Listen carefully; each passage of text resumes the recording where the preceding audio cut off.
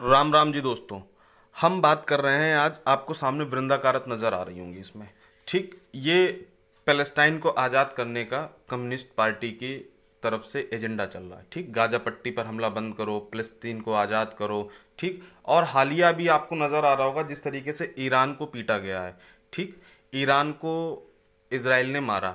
अब पूरे दुनिया में और हमारे देश में दो तरीके के कॉन्फ्लिक्ट बहुत चल रहे हैं। एक कॉन्फ्लिक्ट जो आपको नजर आ रहा है सामने, ईरान इजराइल या ईरान अपने जो पड़ोसी मुल्क हैं उनके साथ जिस तरीके से उलझा हुआ है वो पिछले कई दशकों से उलझा हुआ है। उसके साथ एक कॉन्फ्लिक्ट आपको नजर आ रहा है यूक्रेन और रशिया का। ठीक, उसके अलावा भी कुछ समय पहले तक एक कॉन्फ्लिक्ट था किसका, अजरबैजान और आर्मेनिया का। ठीक, उसके अलावा एक रिसेंटली कॉन्फ्लिक्ट हुआ और जो होके अभी एक तरीके से कोल्ड वॉर की सिचुएशन में वो है इंडिया पाकिस्तान। ठीक, तो एक तो वॉर कॉन्फ्लिक्ट्स ये हैं। ठीक, दूसरा कॉन्फ्लिक्ट है प्रोपेगेंडा प्रॉक्सी वॉर, जिसमें भारत का मुसलमान सबसे आगे है। और जबकि भारत के मुसलमान को एक तरीके से और जितने भी इस्लामिक कंट्रीज हैं वो टूल की तरह इस्तेमाल करते हैं। उनके लिए भारत का मुसलमान एक टूल किट है, क्योंकि भारत का मुसलमान जाहिल है।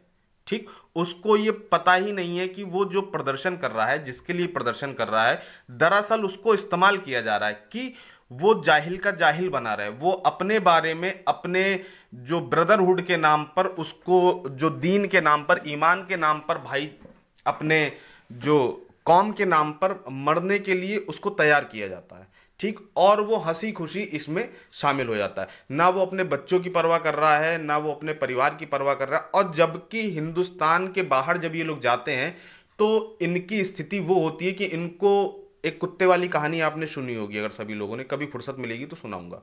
ठीक, तो इनकी स्थिति वो हो जाती है, वो लोग इन्हें दुत्कारते हैं।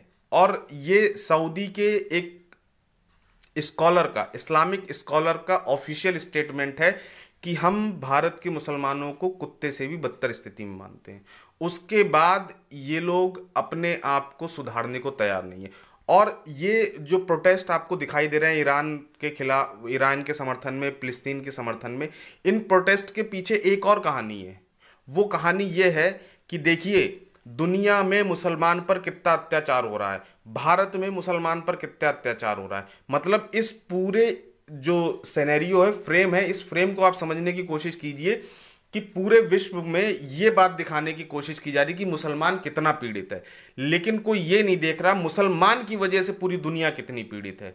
ठीक, तो ये जो प्रोपेगेंडा वार है इसमें मुसलमान और इस्लामिक कंट्री सबसे आगे हैं।